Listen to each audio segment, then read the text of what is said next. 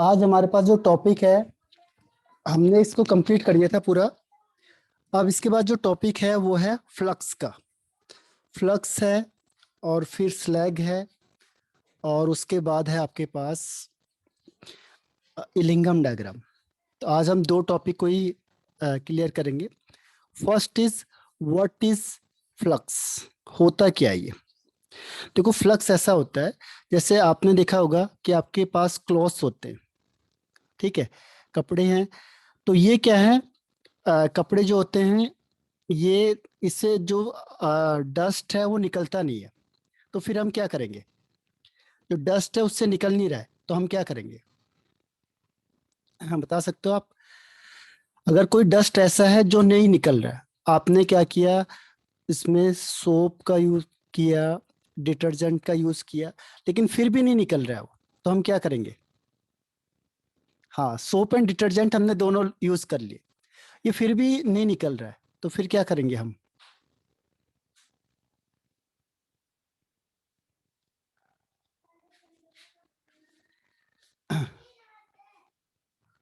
हाँ, die clean कर सकते हैं। तो हम क्या करते हैं कि उसमें एक ऐसी चीज मिलाएंगे ताकि वो क्या हो जाए, वो जो फ्यूज नहीं हो रहा है, जो रिमूव नहीं हो रहा है, वो क्या होगा, और ज्यादा रिमूव हो जाएगा। ठीक है, तो यहाँ पे हम उसे कहते हैं फ्लक्स। यानी फ्लक्स एक ऐसा सब्सटेंस होता है कि जो which makes the non fusible impurity, जो फ्यूज ही नहीं हो रही है, जो निकल ही नहीं रही है, एक ऐसी भी इम्प्योरिटी होगी। जैसे इसमें आपके क्लॉथ में सपोज करो कोई दाग हो गया, जिसमें कोई तेल लग गया या कोई ऐसी चीज हो गई है, तो उसकी वजह से क्या होगा कि वो निकलता नहीं है। आपने देखा जो नॉर्मल डस्ट होते हैं वो तो निकल जाते हैं, लेकिन कुछ ऐसे होते हैं जो बिल्कुल भी नहीं निकलते उसमें से। तो हम क्या करेंगे उससे, जैसे पेट्रोल वगैरह आपने सुना होगा, डीजल वगैरह कुछ डालते हैं सोप में साथ साथ, तो वो उस इम्प्योरिटी को निकाल देता है। तो यहाँ पे हम उसे कहते हैं फ्लक्स। यानी फ्लक्स एक ऐसा सब्सटेंस होता है जो नॉन फ्यूजेबल इम्प्योरिटी को कन्वर्ट कर देता है, चेंज कर देता है किसमें, फ्यूजेबल इन्वर्ट, कन्वर्ट कर देता है फ्यूजेबल मटेरियल में। ठीक है, तो उसे हम कहते हैं इजली फ्यूजेबल सब्सटेंस में कन्वर्ट कर देता है, तो उसे कहते हैं हम फ्लक्स। यानी फ्लक्स क्या है, एक ऐसा सब्सटेंस है जो नॉन फ्यूजेबल इम्प्योरिटी को कन्वर्ट कर देता है इजली फ्यूजेबल सब्सटेंस में या कॉम्प्लेक्स में, तो that is called flux. Clear है।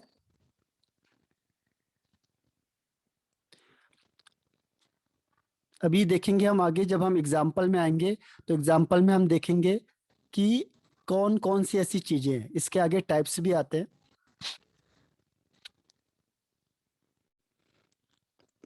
अब देखो होता क्या है, जैसे आपने क्या किया, फ्लक्स लिया और उसमें इम्प्योरिटी मिलाई। अब देखो ये नॉर्मल इम्प्योरिटी नहीं है, ये वो इम्प्योरिटी है जो फ्यूज नहीं हो रही है, जो किसी भी तरीके से नहीं निकल रही। आप कपड़े धो रहे हो, आपने साबुन कितना भी लगा दिया, डिटर्जेंट लगा दिया, लेकिन आप देखते हो कुछ दाग होता है जो निकलता ही नहीं है बिल्कुल कपड़ों से। यानी नॉन फ्यूजेबल होता है, वो किसी भी तरीके से नहीं निकल रहा है। तो फिर हम उसमें थोड़ा पेट्रोल या कैरोसिन वगैरह डाल के फिर उसको थोड़ी देर रख के फिर उसे साफ करते हैं, डिक्लीन ड्राई क्लीन वगैरह करते हैं, तो उसकी वजह से क्या होता है, वो निकल जाता है। तो यहाँ पे भी क्या होगा, जो फ्लक्स होता है वो उस इम्प्योरिटी को निकालेगा जो बिल्कुल भी नहीं निकल रहा है। इसको मिक्स करके जो बनता है उसे कहते हैं स्लैग। ध्यान रखना। तो स्लैग क्या हो गया, स्लैग कॉम्बिनेशन है किसका, जब जो स्लैग है कब फॉर्म्ड होगा, when flux is combined with impurity. जैसी फ्लक्स है जो वो इम्प्योरिटी से कंबाइंड हो जाएगा तो क्या बना देगा, स्लैग बना देगा। ठीक है, तो स्लैग कब बनेगा, जब फ्लक्स है जो वो इम्प्योरिटी से कंबाइंड हो जाएगा तो स्लैग बना देगा। ठीक है, तो the substance formed when flux is combined with flux is combined with impurity, then slag is formed. तो स्लैग क्या है, इजली फ्यूजेबल फ्यूजेबल सब्सटेंस या कॉम्प्लेक्स। तो फ्लक्स एक्चुअल में है क्या, इजली फ्यूजेबल कॉम्प्लेक्स बन जाता है। ठीक है, उसे हम कहते हैं स्लैग। क्लियर है यहां तक? Any doubt? स्लैग किसे कहते हैं और फ्लक्स किसे कहते हैं? तो फ्लक्स सर क्या एक है? बार एक ऐसा, हाँ बताओ। सर एक बार दोबारा से रिपीट कर दीजिए। ओके, देखो, फ्लक्स है और स्लैग है, दो चीजें हैं। फ्लक्स क्या होता है कि एक ऐसा सब्सटेंस, जैसे मैंने कहा अभी आपको कि सपोज आप घर में कपड़े साफ कर रहे हो और कुछ ऐसा उसमें डस्ट लग गया या वो निकल ही नहीं रहा है किसी भी तरीके से, आपने कितना भी धोया हुआ है फिर भी नहीं निकलता है। तो हम क्या करते हैं, उसमें कई बार थोड़ा पेट्रोल डाल देते हैं हल्का सा, और उसके बाद उसे धोते हैं तो वो इम्प्योरिटी उससे निकल जाती है। यानी कि फ्लक्स किस पे काम करेगा? एक ऐसा सब्सटेंस होता है जो कि इम्प्योरिटी निकलती नहीं है, उसे कहते हैं नॉन फ्यूजेबल। फ्यूज नहीं हो रही है वो, ठीक है, नॉन फ्यूजेबल इम्प्योरिटी होती है। ये इसके साथ कंबाइंड हो जाता है, कौन? फ्लक्स। और इसे किस में कन्वर्ट कर देता है, चेंज कर देता है फ्यूजेबल में, इजिली फ्यूजेबल कॉम्प्लेक्स में, ताकि वो आराम से निकल जाए। ठीक है, एग्जाम्पल के थ्रू अभी बताऊंगा आपको, पहले ये कॉन्सेप्ट है। और इस सब्सटेंस को हम कहते हैं फ्लक्स। स्लैग क्या होता है कि जब हमने फ्लक्स लिया, ये फ्लक्स है, और फ्लक्स को मैंने इम्प्योरिटी में मिला दिया, तो जैसे ही इम्प्योरिटी और फ्लक्स आपस में कंबाइंड होंगे तभी तो ये इसे क्या करेगा, फ्यूजेबल बनाएगा। जैसे मैंने कहा था डिटर्जेंट है, डिटर्जेंट किसके साथ कंबाइंड होगा? डस्ट के साथ। ये दोनों निकल के बाहर हो जाएंगे और जो क्लॉथ है वो क्लीन हो जाएगा। ऐसे ही ये दोनों जब मिल जाते हैं आपस में तो एक कंपाउंड बनाते हैं, उसे कहते हैं स्लैग। अब एग्जाम्पल के थ्रू बताता हूं, देखो आपको, जो फ्लक्स होता है जनरली तीन टाइप का होता है, लेकिन आपके उसमें थर्ड टाइप का कोई लॉजिक है नहीं, उसे मैं बताऊंगा नहीं क्योंकि फायदा नहीं है उसका। पहला होता है एसिडिक फ्लक्स, और दूसरा होता है बेसिक फ्लक्स। एक न्यूट्रल होता है लेकिन वो है नहीं आपके बुक में, तो इसको बता के कोई फायदा है नहीं। तो acidic flux and basic flux. अब एसिडिक ऑक्साइड किसे कहते हैं, कोई बता सकता है? मेटल ऑक्साइड या नॉन मेटल ऑक्साइड, कौन सा होता है एसिडिक ऑक्साइड? मेटल ऑक्साइड होता है या नॉन मेटल ऑक्साइड होता है? ओके श्रुति, इसके अलावा और कोई एग्जांपल? ओ सॉरी, आंसर। एसिडिक फ्लक्स कौन सा होता है, मेटल ऑक्साइड या non metal oxide? Okay Hemant, और कोई बताओ? यामिनी, ओके, अंबिका। तो इसका आंसर है नॉन मेटल ऑक्साइड। ध्यान रखना, जो एसिडिक फ्लक्स कौन से होते हैं? Non metal oxide. जितने भी नॉन मेटल ऑक्साइड होते हैं आपके पास, वो क्या होते हैं? एसिडिक फ्लक्स होते हैं। ठीक है, तो एसिडिक फ्लक्स कौन कौन से होते हैं समझ में आ गया आपको? एसिडिक फ्लक्स का मतलब हो गया जो नॉन मेटल ऑक्साइड होते हैं। अब नॉन मेटल कौन कौन से होंगे, देखो, जैसे SiO2, सिलिकॉन मेटल नहीं है तो ये नॉन मेटल है। P है, P2O5 है। जैसे CO2 हो गया, कार्बन डाइऑक्साइड, तो कार्बन क्या है यहाँ पे, C है, लेकिन ये फ्लक्स में आता नहीं है, लेकिन ये नॉन मेटल है। तो नॉन मेटल ऑक्साइड को हम क्या कहते हैं? Acidic flux. ध्यान रखना, तो एसिडिक फ्लक्स कौन से होंगे? Non metal oxide. और बेसिक फ्लक्स कौन होंगे? तो देखो, ये किसके साथ कंबाइंड होंगे? एसिड किसके साथ कंबाइंड होते हैं? तो यहाँ पे जो ये कंबाइंड होंगे, ये होंगे बेसिक इम्प्योरिटी के साथ। बेसिक इम्प्योरिटी, तो ये किसके साथ कंबाइंड होंगे? बेसिक इम्प्योरिटी के साथ। और बेसिक फ्लक्स होंगे जो, ये क्या होते हैं? बेसिक ऑक्साइड होते हैं। बेसिक ऑक्साइड का मतलब क्या हुआ, मेटल ऑक्साइड। जो भी मेटल ऑक्साइड होगा वो बेसिक होगा, और जो नॉन मेटल ऑक्साइड होगा वो एसिडिक होगा। तो बेसिक में कौन से एग्जाम्पल आ गए, calcium oxide, MgO, MnO, FeO, जो भी मेटल है वो सब बेसिक में आएंगे। ध्यान रखना, मेटल ऑक्साइड जितने भी हैं वो किसमें आएंगे, CaCO3 को भी आप लिख सकते हो। तो मेटल ऑक्साइड आएंगे बेसिक फ्लक्स में, और नॉन मेटल ऑक्साइड आएंगे एसिडिक फ्लक्स में। तो ये क्या करेगा, जो एसिडिक फ्लक्स होता है वो किसके साथ कंबाइंड होगा, कंबाइंड विद बेसिक इंप्योरिटी, क्योंकि एसिड बेस के साथ कंबाइंड होगा। एसिड एसिड के साथ कभी भी कंबाइंड नहीं होगा, एसिड हर हमेशा बेस के साथ कंबाइंड होगा। ठीक है, तो एसिड बेस के साथ और बेस एसिड के साथ कंबाइंड होगा। तो ये जो बेस है आपके पास, ये हर हमेशा किसके साथ कंबाइंड होगा, combined with acidic impurity, combined with acidic impurity.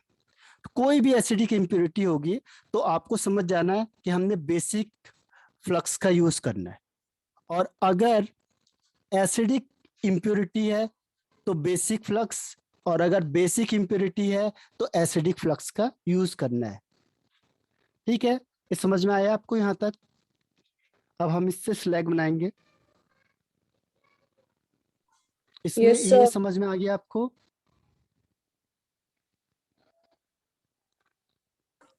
Yes sir. Okay, अब देखो कैसे बनेगा स्लैग। स्लैग कैसे बनता है, जैसे मैंने कहा कि फ्लक्स हमने यूज कर लिया बेसिक वाला CaO, यानी बेसिक फ्लक्स है। तो अब इम्प्योरिटी क्या होनी चाहिए, एसिडिक। एसिड जैसे सिलिकॉन जो आपके पास दिया हुआ है, ये है आपके पास, ये आपके पास है एसिडिक इम्प्योरिटी। इम्प्योरिटी क्या होगी, एसिडिक इम्प्योरिटी कैसे पता चलेगा, नॉन मेटल ऑक्साइड, ये है नॉन मेटल ऑक्साइड। तो non metal oxide means acidic impurity, और ये मेटल ऑक्साइड है मींस बेसिक फ्लक्स। अब इस इम्प्योरिटी को हटाना है तो मैं इसमें मेटल ऑक्साइड डालूंगा कोई भी, और ये इन दोनों को मिलके ये बन जाता है। तो ये है जो इसे कहते हैं स्लैग। ठीक है, तो ये स्लैग बन गया आपके पास। स्लैग कैसे बना, फ्लक्स प्लस इम्प्योरिटी से जो बनता है उसे कहते हैं स्लैग। और कोई भी एग्जांपल ले सकते हो आप। ठीक है, जैसे मैंने लिखा SiO2 लिख दिया, और ये लिख दिया मैंने MgO लिख दिया।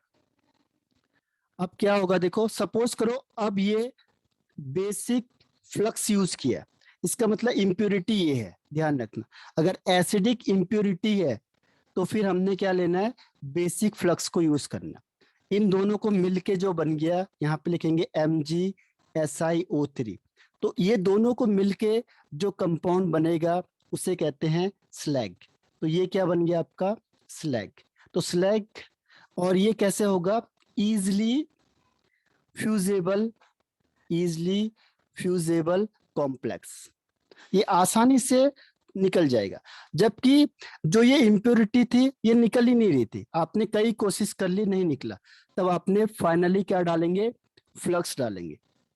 तो फ्लक्स क्या करता है, नॉन फ्यूजेबल इम्प्योरिटी को इजली फ्यूजेबल कॉम्प्लेक्स में चेंज कर देता है, और इस इजली फ्यूजेबल कॉम्प्लेक्स को हम कहते हैं स्लैग। तो ये आपके पास आएगा अभी जब मैं आयरन पढ़ाऊंगा आपको तो उसमें आएगा ये स्लैग। तो समझ में आ गया, दोनों की रिएक्शन सेम है। देखो रिएक्शन एक बार मैं आपको दिखा देता हूँ, फिर आप कंफ्यूज ना हो जाओ। जैसे CaO प्लस SiO2, इसकी दो रिएक्शन आपके बुक में दी होती है, यही रिएक्शन आपके बुक में ज्यादा दी है।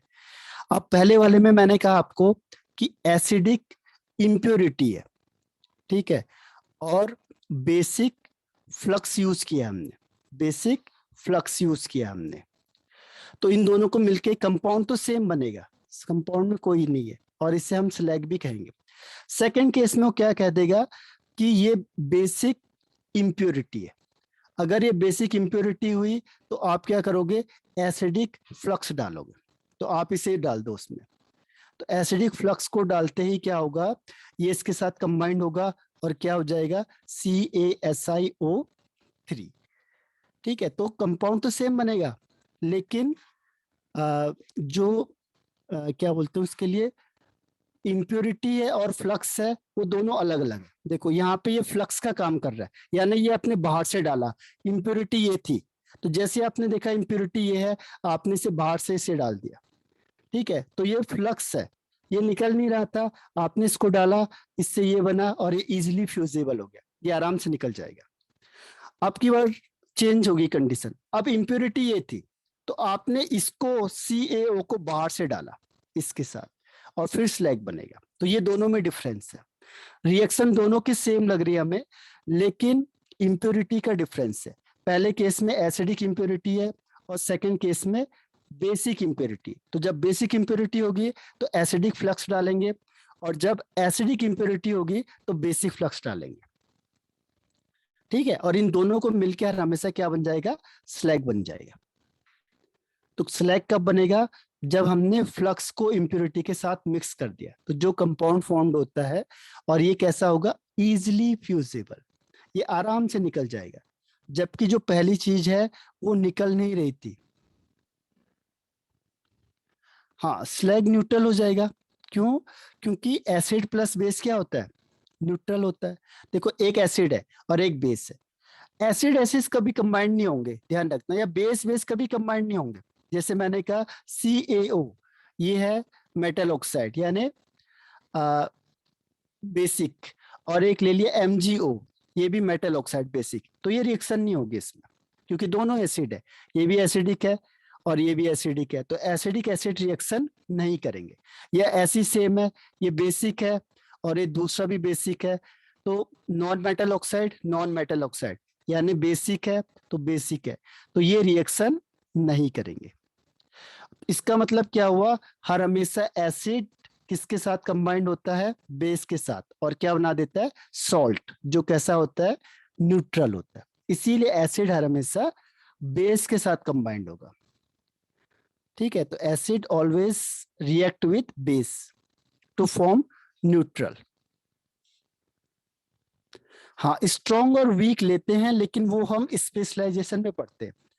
यहाँ पे तो हम जनरल टर्म्स में लेते हैं कि आपके पास इम्प्योरिटी कौन कौन सी होती है। इम्प्योरिटी बस एक ही है आपकी बुक में ज्यादातर, SiO2 की।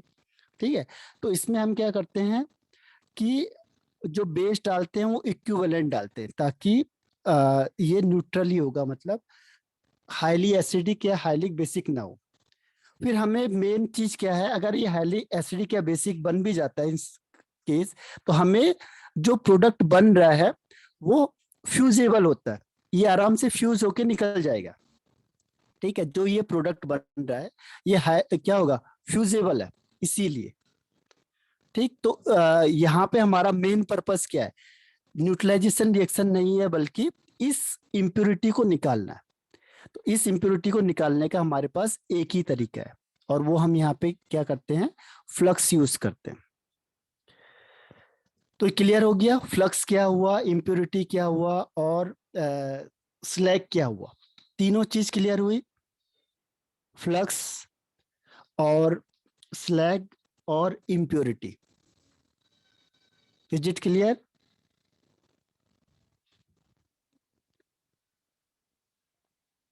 ओके, यामिनी, हेमंत, श्रुति, अंबिका।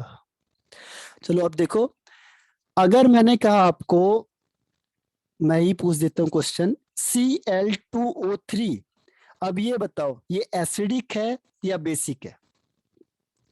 सपोज अगर Cl2O3 आ गया, इज इट एसिडिक और basic? Ambika, Hemant right answer है। और इसके अलावा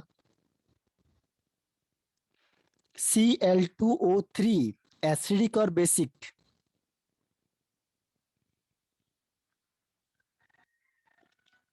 इसका आंसर है एसिडिक।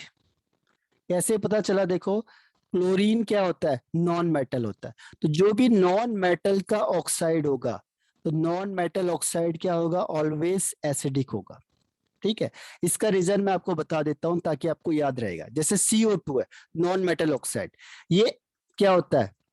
ये होता है आपका एसिडिक। क्यों कहते हैं हम इसे एसिडिक? क्योंकि जैसे ही वाटर में मिलेगा ये क्या बना देता है? H2CO3। ये कैसा होता है? एसिड हो जाता है, इसीलिए इसे एसिडिक कहते हैं। चलो दूसरी लैंग्वेज में समझो आप। SO2 है, ये वाटर में मिला दो आप तो ये बनेगा H2SO3। तो ये क्या है? सल्फ्यूरस एसिड है, एसिड बन गया। ये H2O नॉन मेटल ऑक्साइड, यानी SO3 के साथ रिएक्शन करेंगे तो H2SO4 बनेगा, सल्फ्यूरिक एसिड। इसीलिए क्या करते हैं, नॉन मेटल ऑक्साइड को एसिडिक ऑक्साइड बोलते हैं। क्यों? क्योंकि वाटर के साथ कंबाइन होके एसिड बना देते हैं। एक और एग्जांपल बता देता, H2O प्लस NO2, ठीक है, नॉन मेटल ऑक्साइड हो गया, नाइट्रोजन ऑक्साइड, ये दोनों मिलके HNO3 यानी नाइट्रिक एसिड बना देते हैं। इसीलिए हम इसे एसिडिक कहते हैं। एसिडिक मतलब नॉन मेटल ऑक्साइड। इसका अपोजिट देखो, जैसे मैंने कहा मेटल ऑक्साइड Na2, आप इसे वाटर में मिक्सअप करोगे तो Na और H2O मिलके बन जाता है NaOH, तो मेटल ऑक्साइड बन गया। ये क्या होता है? बेसिक होता है। NaOH यानी सोडियम हाइड्रोक्साइड, बेसिक होगा। ठीक है, MgO प्लस H2O, तो ये क्या बन जाएगा? MgOH का होल ट्वाइस, तो ये बेसिक हो गया। ठीक, जैसे KO प्लस H2O, K2O, तो ये बन जाएगा KOH, तो ये बेसिक होता है। तो इसीलिए जो मेटल ऑक्साइड होता है उसे क्या कहते हैं? Basic oxide. और जो नॉन मेटल ऑक्साइड होता है उसे कहते हैं एसिडिक ऑक्साइड। तो ये याद रखना, ये क्वेश्चन आएगा कि क्यों कहते हैं। तो जैसे हम इसे वाटर में डिसॉल्व करेंगे क्या होता है? बेस बना देगा। तो जो बेस बना देगा वो बेसिक ऑक्साइड है, और जो एसिड बनाता है वो एसिडिक ऑक्साइड है। क्लियर है अब कि इससे हम क्यों कह रहे हैं सर? रिप्लाई करके बताओ एक बार मुझे, ये समझ में आया कि नहीं आया ये वाला?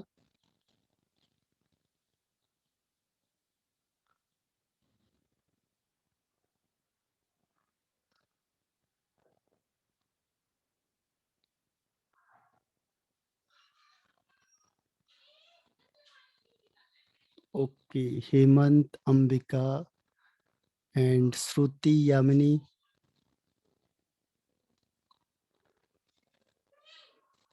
अब देखो, एक इम्पोर्टेंट टॉपिक आगे Yes, है sir. इसमें। ओके, अब है इलिंगम डायग्राम। ये बहुत इंपॉर्टेंट डायग्राम है, इलिंगम डायग्राम। पहले इसके बारे में आप समझ लो कि ये है क्या और ये क्या चीज को मेन फोकस करता है। इलिंगम डायग्राम ये आपको ये बताता है कि कौन सा बेस्ट रिड्यूसिंग एजेंट होता है। सबसे मेन काम इसका क्या है? बेस्ट रिड्यूसिंग एजेंट होता है। जैसे मैंने कहा ये इसको रिड्यूस करेगा, ये ऐसे हम कहते हैं सुटेबल रिड्यूसिंग एजेंट। ये इसके लिए सुटेबल है, ये इसके लिए नहीं है। तो ये काम किसका है? इलिंगम का। जैसे अभी मैंने आपको बताया कि इतने से इतने के लिए कार्बन बेस्ट था। जैसे मैंने कहा कि मॉडरेट जिंक से लेके कॉपर तक के लिए कार्बन या CO बेस्ट है, उससे ऊपर के लिए दूसरा है, इसके नीचे के लिए अलग है, किसी में Al है। तो ये जो सारे आंसर हैं वो हमने किससे दिए? इस डायग्राम से, इलिंगम डायग्राम की हेल्प से हमने सब कुछ बताया आपको। ठीक है, तो इलिंगम डायग्राम पहले क्या है और इसका ग्राफ कैसे बनता है, देखो इसको हम डिस्कस करते हैं। कि इलिंगम डायग्राम जो बनाया था इलिंगम ने, उसने कैसे किया? उसने एक ग्राफ बनाया। ठीक है, ग्राफ में वाई एक्सेस में देखो, वाई एक्सेस में उसने क्या रख दिया? डेल जी, यानी गिव फ्री एनर्जी। ये मैंने आपको बताया था, the energy available to do useful work, उसे कहते हैं डेल जी। और एक्स एक्सेस में उसने रख दिया टेम्परेचर को। ठीक है, और ये फॉर्मूला आपने थर्मोडायनेमिक्स में पढ़ा होगा, del G is equal to del H minus T del S. ठीक है, अब इसमें क्या होगा कि डेल एस का मतलब होता है रैंडमनेस। ठीक है, कौन कितनी रैंडम हो रही है चीजें या नहीं हो रही। अब हमें डेल जी नेगेटिव निकालना, तो ये नेगेटिव से स्टार्ट होता है, यहाँ पे -1200, फिर -1000, -800, तो इस तरीके से आगे बढ़ता है ये माइनस। तो जितना ज्यादा नेगेटिव होगा, देखो डेल जी की वैल्यू जितनी ज्यादा मोर नेगेटिव वैल्यू होगी, और वो उतना ही क्या होगा, स्टेबल होगा। जितनी डेल जी की वैल्यू ज्यादा नेगेटिव होगी, उतना ही क्या होगा, वो ज्यादा स्टेबल होगा। तो मैं ये पहले आपको ये बताता हूं कि ये पता कैसे चलेगा हमें कि ये इलिंगम डायग्राम सही है या नहीं है, कैसे पता चलेगा। ठीक है, तो एग्जाम्पल के थ्रू बताता हूं आपको। सपोज आयरन ऑक्साइड है, अब मैं सोचूंगा कि इसके लिए कौन सा बेस्ट रिड्यूसिंग एजेंट है। तो मैंने क्या किया, आयरन ऑक्साइड को Fe किया यहाँ पे, और ये टूटेगा ½ O2 में।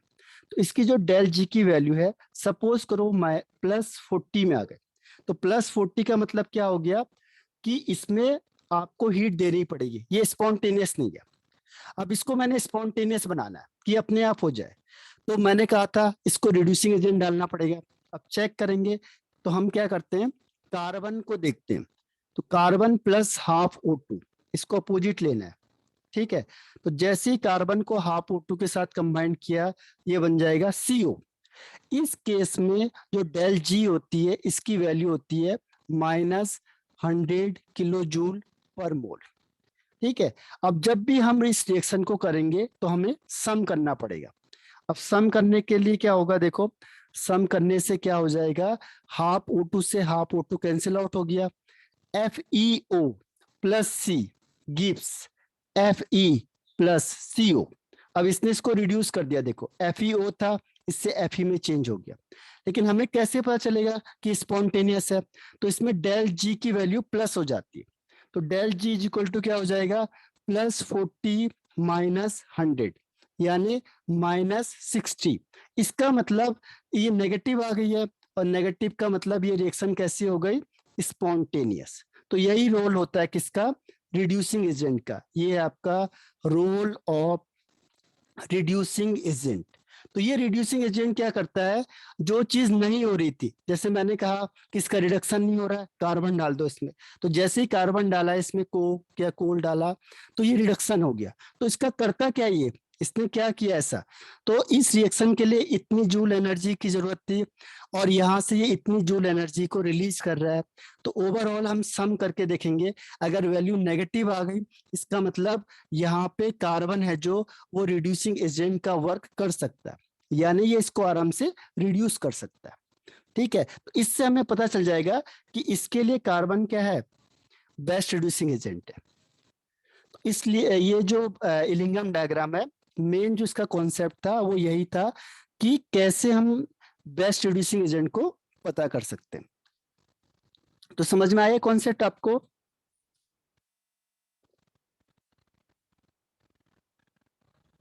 क्लियर है?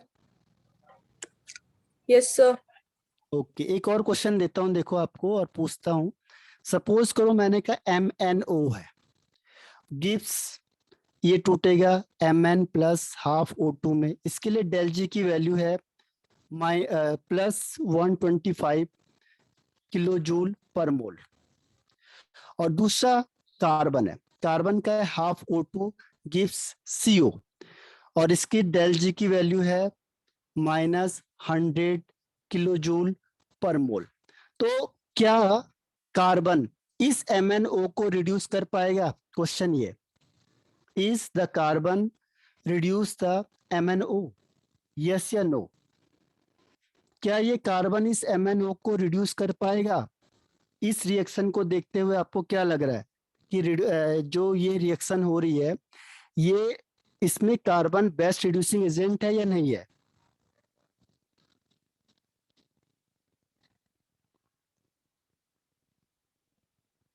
ओके हेमंत, और इसके अलावा रिप्लाई करो। अंबिका, ओके।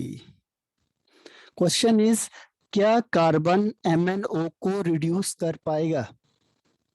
श्रुति, ओके। यामिनी, बताओ, क्या कार्बन MnO को रिड्यूस कर पाएगा? मींस इस carbon is a best reducing agent for MnO, तो आंसर इज नो। वाई? क्योंकि देखो ये रिएक्शन होगी तो यहाँ पे क्या होगा, इससे कैंसिल आउट हो जाएगा। मेन चीज क्या देखनी है हमने, गिव्स फ्री एनर्जी, यही पूरा गेम है, बस इसी का गेम है। तो यहाँ पे क्या होगा, del G is equal to +125 -100, तो आंसर किस में आ रहा है, +25 में। तो जब डेल जी की वैल्यू प्लस होती है तो इसका मतलब ये नॉन स्पॉन्टेनियस है, यानी यहाँ पे कार्बन इसको रिड्यूस नहीं कर पाएगा, ये रिएक्शन नहीं होगी, ठीक है, ऑटोमेटिकली नहीं होगी। क्यों नहीं होगी, क्योंकि इसमें डेल जी की वैल्यू प्लस आ रही, इन दोनों को सम करके, ठीक है। तो ये कौन बताएगा आपको, इलिंगम डायग्राम, पहली चीज, ठीक है, यहां से आपको समझ में आ गया। दूसरा मैं आपको बनाता हूं ग्राफ बताना, ग्राफ कैसे बनेगा इसमें, देखो इसमें डेल एस की वैल्यू रोल करती है, एक मैं आपको एग्जांपल के थ्रू बताता हूं, फिर आपने बताना है कि कैसे होगा। जैसे मैंने कहा ए है गैस और बी है गैस और ये बना रहा है सी, ठीक है, तो दो गैस हो गए, यानी गैस के दो मॉलिक्यूल हो गए 1+1, और ये भी गैस बन रहा है, बाकी सॉलिड और लिक्विड के लिए एप्लीकेबल नहीं है। अब इसके 1 बन रहे, तो देखो दो गैस के मॉलिक्यूल थे या मोल थे, एक बन गया, यानी कि रेंडमनेस खत्म हो गई, आधे लोग चुपचाप बैठ गए, तो इसका मतलब डेल एस की वैल्यू क्या होगी, नेगेटिव आ जाएगी। जब गैस के मॉलिक्यूल देखने, बस ना लिक्विड देखना है, ध्यान रखना सॉलिड और लिक्विड को इग्नोर कर देना है, केवल गैस देखेंगे, क्योंकि गैस में रेंडमनेस होती है, बाकी सॉलिड या लिक्विड में नहीं होती। और अगर ऐसा आ गया, ये सॉलिड है, ये सॉलिड है, और यहाँ पे क्या आ गया, गैस आ गया, तो इसको 0 मानो, इसको 1 मान लो, यानी अब रेंडमनेस ज्यादा हो गई, पहले घूम नहीं रहे थे, अब इसने घूमना स्टार्ट कर दिया, यानी कि डेल एस की वैल्यू पॉजिटिव होगी, ठीक है। अगर डेल एस की वैल्यू नेगेटिव होती है तो ग्राफ कैसा बनेगा, देखो ग्राफ बनेगा इस तरीके से। क्यों बनेगा, इसको मैं आपको बता देता हूं, क्योंकि del G is equal to del H minus T del S.